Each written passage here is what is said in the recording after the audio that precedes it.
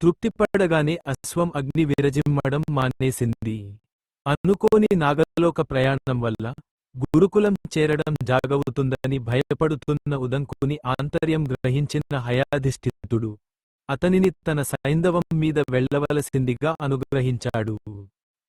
ఉదంకుడా తేజినెక్కిన తక్షణమే అది అతనిని గురుకులం వద్ద దింపి అంతర్హితమైపోయింది. సరిగ్గా సమయానికి కుండలాలను గురుపత్నికి అందజేశాడు ఉదంకుడు. తన ప్రయాణంలోని విశేషాలన్నీ గురువుకు విన్నవించుకున్నాడు.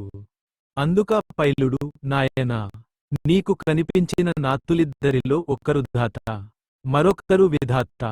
వారు నేసే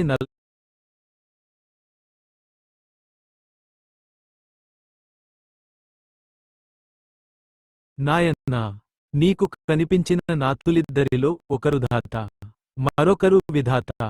వారు నేసే నల్లదారాలు రాత్రుళ్ళు, తెల్లదారాలు పగళ్ళు. ఆ చక్రమే సంవత్సరం. దాని యొక్క 12 ఆకులు 12 నెలలు. దానిని త్రిప్పే కుమార షట్కం 6 ఋతువులు. అక్కడ కనిపించిన పురుషుడు ఇంద్రుడు. అతడధిరోహించిన గంధర్వం అగ్ని. అన్నీ వివరంగా చెప్పి, ఇక నువ్వు వ్యక్తుడవు కావచ్చు నాయనా అని ఆశీర్వదించాడు. ఉదంకుడు గురుకులం వదలి వెళ్ళాడు. కొన్నాళ్లు తపస్సు చేశాడు. కాని అతన్ని అంతరాంతరాల్లో అలనాటి తక్షకుడి మీద పగ, పాము పగ లా వృద్ధి పొందిందేగాని తగ్గలేదు. ఒక్క తక్షకుడే అని కాదు, పాము అంటేనే మంటగా ఉంది అతడికి. తన వల్ల కాని పనిని సమర్థులచేత నిర్వర్తింపచేయాలనుకున్నాడు. అతని దృష్టిలో మహారాజైన జనమేజయుడు తోచాడు. వెంటనే రాజువద్దకు బయలుదేరాడు.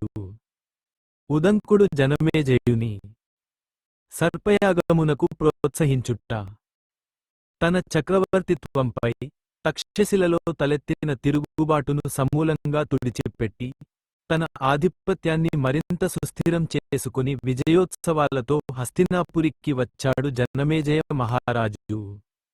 అతడా గెలుపు తాలూకు ఉత్సాహంలో ఉన్న రోజులలోనే ఉదంకుడా రాజసభకు వెళ్లాడు.